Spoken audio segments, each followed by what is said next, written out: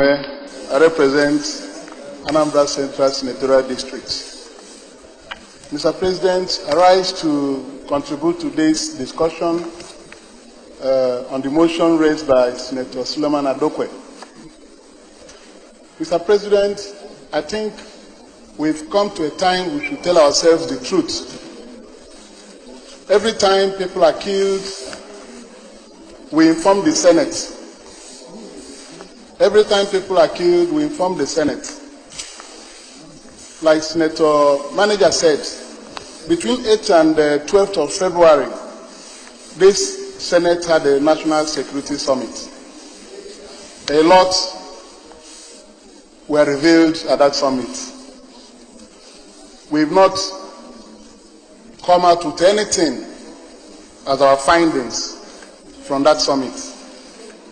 In fact, shortly after the summit, the killings in Zamfara took place.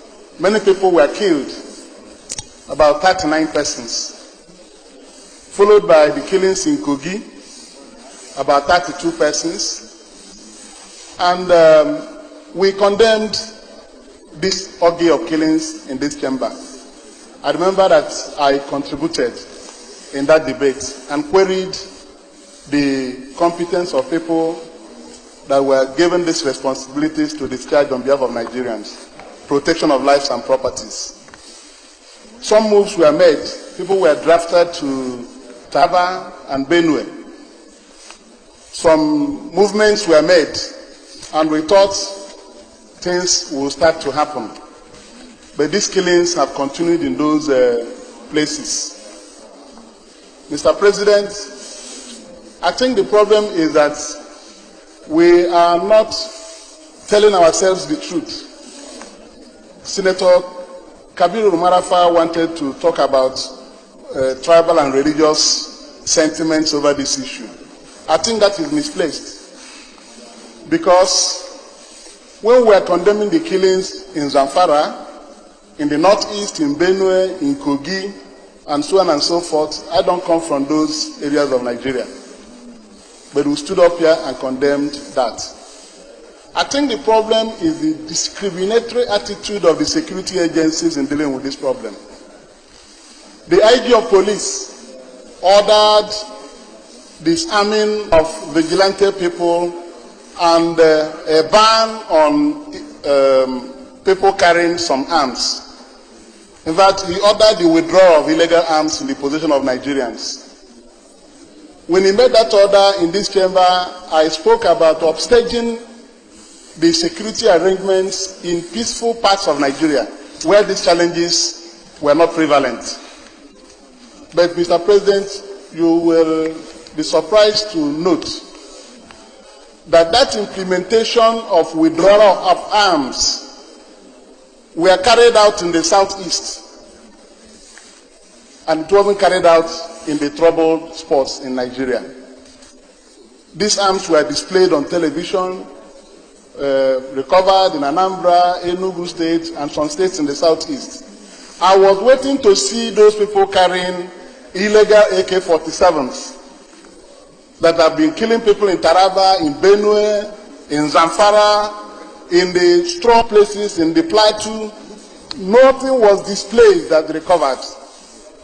And these AK-47s have continued to be used to kill Nigerians every day. Why can't they withdraw these AK-47s in the possession of whoever, whether it is a herdsman or whoever called? Because when we talk about herdsmen, people say they are Fulanis. There is a tribal thing. It cannot be. If you are dealing with security challenges, you don't apply different measures. Mr. President, let me draw your attention to what happened this last weekend in Abuja. Abuja was shut down by people that invaded the city from some parts of the country. We were to be involved in the joint committee workshop meeting at PTDF's headquarters here. We couldn't access that place. In fact, I was trapped between Sheraton and Yaradua Center. For hours, my vehicle couldn't go back, it couldn't go forward. People were littered everywhere, over 2 million people. Mr. President, I want to ask, The security agents were not aware. Were they not aware that these people will be invading Abuja? Were they not stopped on the ways of entering the city? Or Mr. President, are you telling me that if IPOB, for example, or MASOB, were known to be coming to invade Abuja, that they will cross Gwagwalada? They can't enter here. This city will be protected. This thing is not good for Nigeria. If we want to deal with our problems, we cannot treat any group as untouchables, no matter what they do. I believe that the problem is that these people doing this thing are being treated as untouchables, no matter the names they call them. And they continue to kill people. I remember with nostalgia when the IPOB people were branded terrorists, people who were not killing anybody. Government quickly moved on and branded them terrorists and went ahead to go to the court to get them proscribed. Why has government not taken equal measure on the issue of these herdsmen killing people everywhere? That is the problem Nigeria has. They want somebody to say it. Please, Mr. President, I think the security chiefs should apply equal measure in dealing with this problem. Any place we have killings, they should move there and apprehend the people and disarm them and recover these AK-47s that they use to kill people. If they cannot do it, it means that they are being encouraged to continue the killings. Many Nigerians have been frustrated, even elder statesmen, speaking the language they ought not to speak, that people should defend themselves. Is that our mantra, that people should defend themselves? The security language is that the security people should defend the people. There are people who are authorized to carry arms, and they are trained for that. The microphone. They cannot tell us that they have been overpowered, that these people cannot be reined in. So if you treat them with kid gloves and treat others with a heavy hand, this thing will continue. So anybody who's giving it a coloration of a tribal religious thing is misfiring. It shouldn't arise in this chamber because we know where the problems are coming from. Let the security agencies help Nigeria. There's nobody in this chamber who can solve this problem because we are not directing any arms of the security agencies into action. We'll just condemn these things and finish, and the thing will continue. The microphone.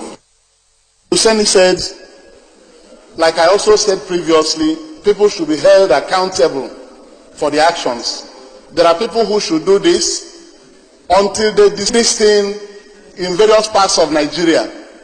We will not believe that the security agencies are serious. They should do that for this. The microphone. If they don't do it for it to stop, it will not stop. So those who gathered here last weekend, between Friday, Saturday, Sunday, until yesterday, when they confronted the security agencies, many people's vehicles were destroyed. This morning, they've all left Abuja. Nobody was arrested. This thing cannot continue, Mr. President.